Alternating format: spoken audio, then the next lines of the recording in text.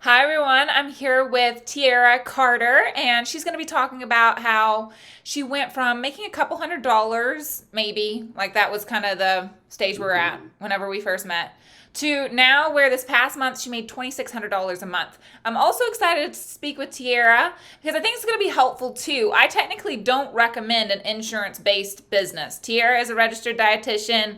She's run her business off of insurance. I think it's so fabulous, right? I think she's planning on moving away from insurance in the future, is kind of her idea.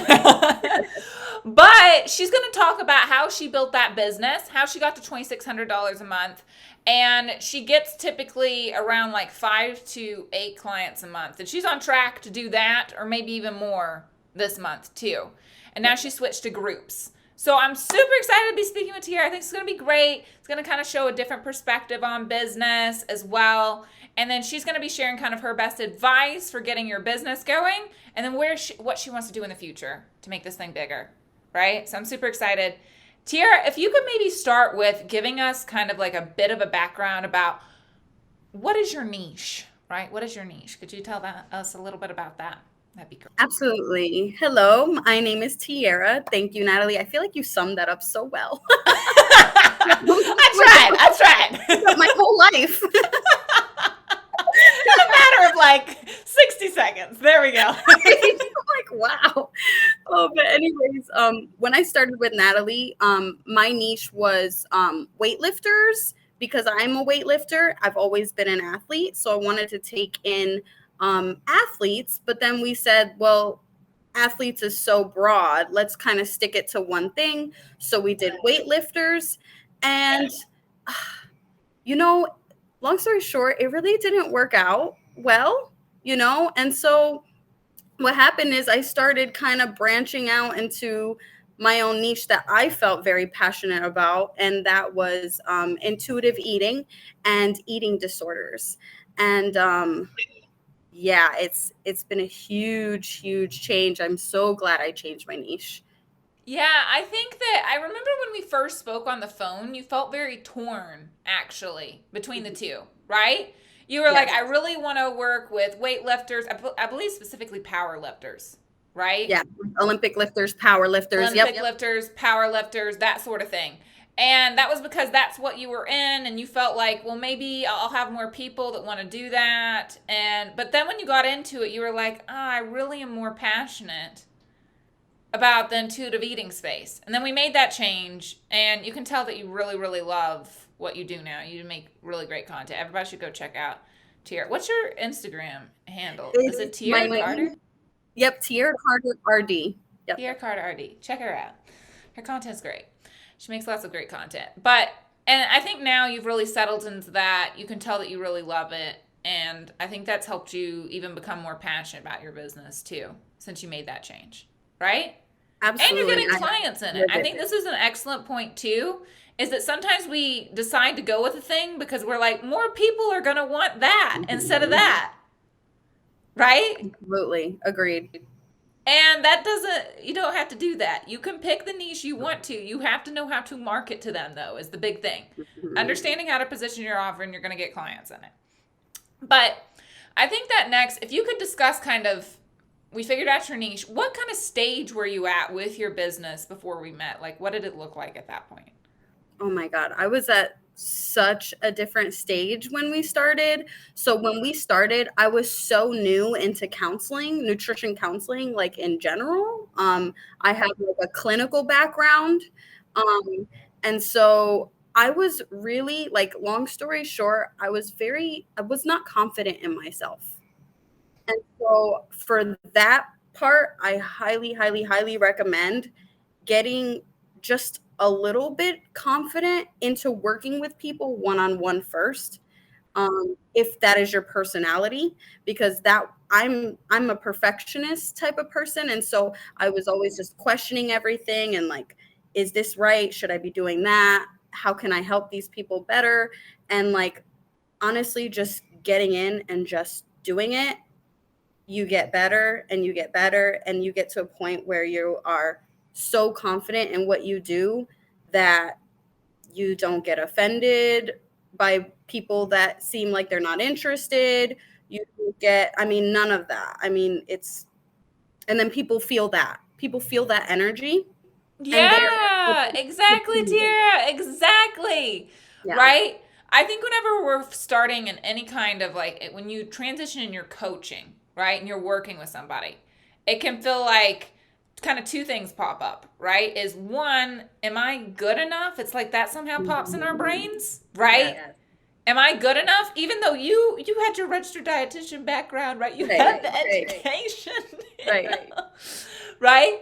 And then two, the other part that's a big thing is sometimes we take what our clients say as personal attacks when they're asking for help, and we don't even realize it, right? Absolutely. Yep.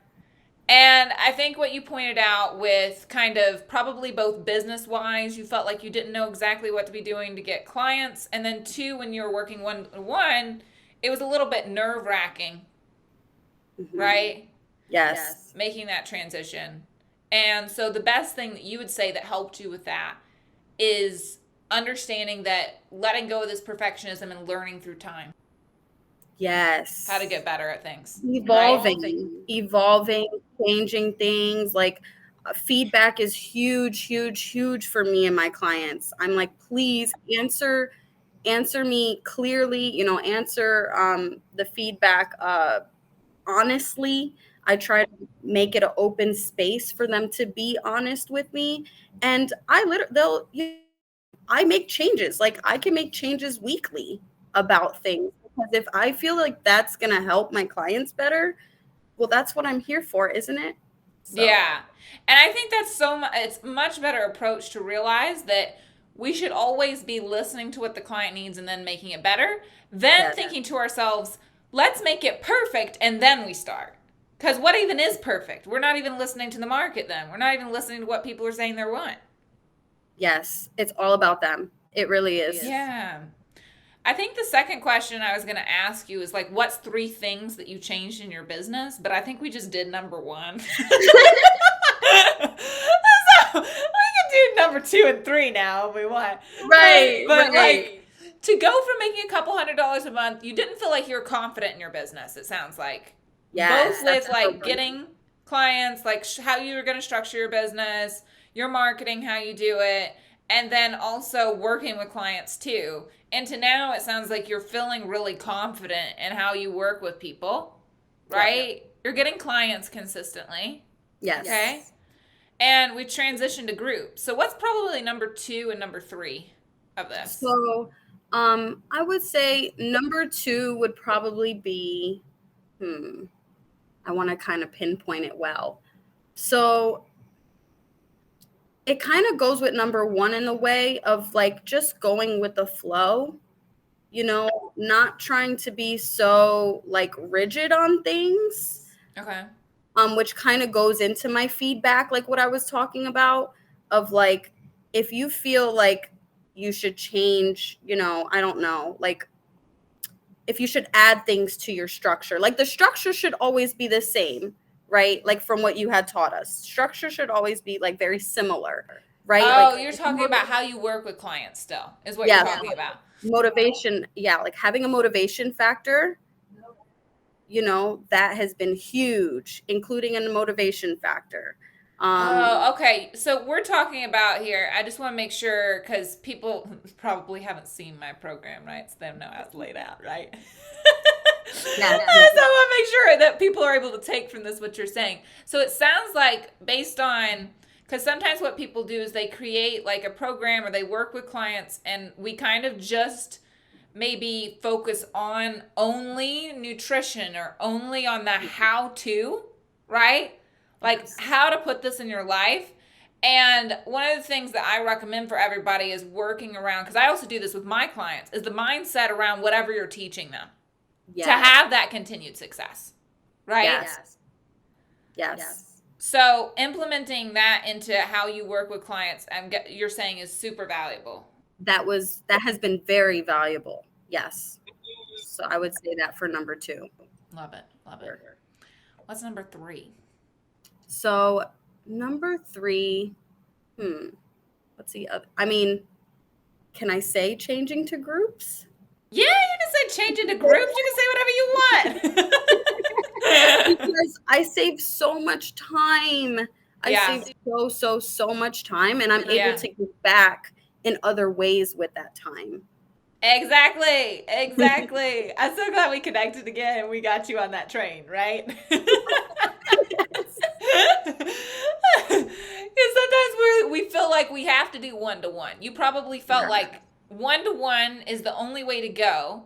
And if I do one-to-one, my clients will get results. And sometimes we're worried about making that switch because then what are my clients? How are they going to feel about it? So I'd love if you could talk about what that transition was like for you. It sounds like you got a lot of time back, but then what was it like for your clients and how are you liking it now that we've made that transition? I'm loving it. I think I was so scared because eating disorders is extremely psychological. So it's extremely personal, like in my one-on-ones. But what I've learned is because at the beginning, in a way, we're doing a one-on-one, if that makes sense. I'm getting to know them one-on-one. Yeah. Then we're right away putting them into a group. But in the group, it's like you're one-on-one in the group as well, if that makes sense. It's because I teach with structuring a group, right? It has the community component, but people are still able to speak with you. Right. And so when we set up a group correctly, we get our time back, but they still get that one-to-one support. Absolutely. And that's huge. And then what is beautiful about the community is other people will chime in and be like, wait, I had an experience very similar to that. Yeah. You know? And then, hey, me too. And sometimes you even get, oh, well, I didn't have that experience. And, it's important as that facilitator to be like, that's okay. Everybody experiences things differently, and just being a good facilitator, I think it's really important to just make sure that you're not forgetting everybody in the group and that you're really looking at everybody as individuals in the group. And then they still feel, it becomes if you structure a group correctly, you can foster the one-to-one. They feel like they can still speak with you, right? Yeah. While simultaneously it's this loving support system that they feel like they have too, because everybody's going through the same thing. That's the one thing that I honestly feel like is missing from one-to-one. Yes. And I personally love about groups because people start to feel like I'm not alone in this. Yes, they feel like a sense of belonging. And I didn't think that this was important in my niche. And then I started looking at the research and I started realizing this is a huge missing component in people with eating disorders is they feel alone. They feel like they are the only ones going through this. And when you give them a sense of community, it helps with their progress without them subconsciously, they're not realizing this. Right. And so it's kind of about creating a safe space where people feel like they can share. Right? Exactly. Because at first it sounds like it's going to be worrying. And I'm sure you've even I even deal with some of my clients where they'll email me and they'll be like, Natalie, I want to come to the calls, but I'm worried what people are going to think of judging me. Right? Yes. Yep. And helping people work through those fears, being more open, they're going to be able to actually make better progress by being more open. Right? Yes. And feeling supported both by you and the group. So I love that you touched on that. I think that's great, Tierra. Yeah, I think it's important because that was my biggest fear of the groups is I was like, I'm not going to get them the same results that I give them in the one-on-one. And that is far from the truth. Love it. I think that's most people's fear about doing groups, right? Mm-hmm. But it's about knowing how to structure it correctly. Yes. Being present in that group too, just being present. That's so they feel that. I love it, Tierra. I love it. What would you say is what are kind of your next steps of what you'd like to do to make this grow more? I would like more groups. I have one group right now, and it's only 4. What did I say is in my group? 4. Yeah. Oh, So we've got four. Yeah, we've got four currently. You just started that this month, right? yes. So I would like more. And I know everybody's like slightly different on the groups, but like for me, at least with eating disorders, I kind of have two age groups. I have adults. So this group of people is adults. And then I would like to do a younger group. So I would like to do like a 13 to 15 years old group. Okay. So Yeah. yeah, because it's I think it's important to have that they're They age are kind of appropriate. different stages, right, of your life. Yeah. Yeah, I agree. I agree. I think that sounds fantastic, Tierra. So that's my What next. what's kind of like what's a piece of advice? Like what would have you loved to have known back when you first started your business? What's a lesson that you would tell your previous self who was just getting started? This question is so easy to me because this is like something that I just think about every single day. I'm like, fear is so paralyzing, and the fear is more like the fear itself is way worse than the actual Yes. thing. It's Yes. like, Yes. oh, Yes. Yes. And I think that we come to, after we start actually doing the fear, we realize that the fear was like bigger than the actual thing. you remember when I reached out to you this month and I was like, oh, I did it and it wasn't so bad. I was like, it wasn't so bad. I was like, I know. We think it's going to be this horrible thing and then it's easy. And we're like, what? that's it? Yeah, exactly. Exactly. And I think that's going to be the same for you because I know we had also talked about how you're wanting to transition out of the insurance in September. Right.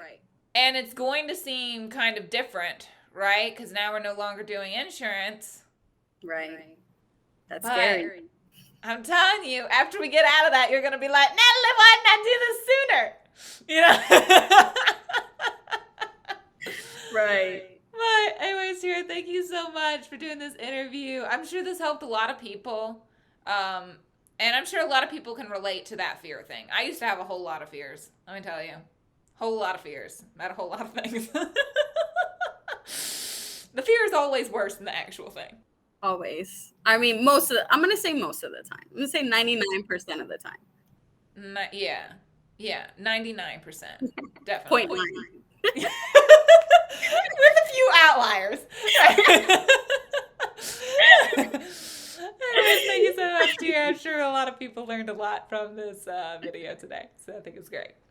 Awesome. Thank you for having me.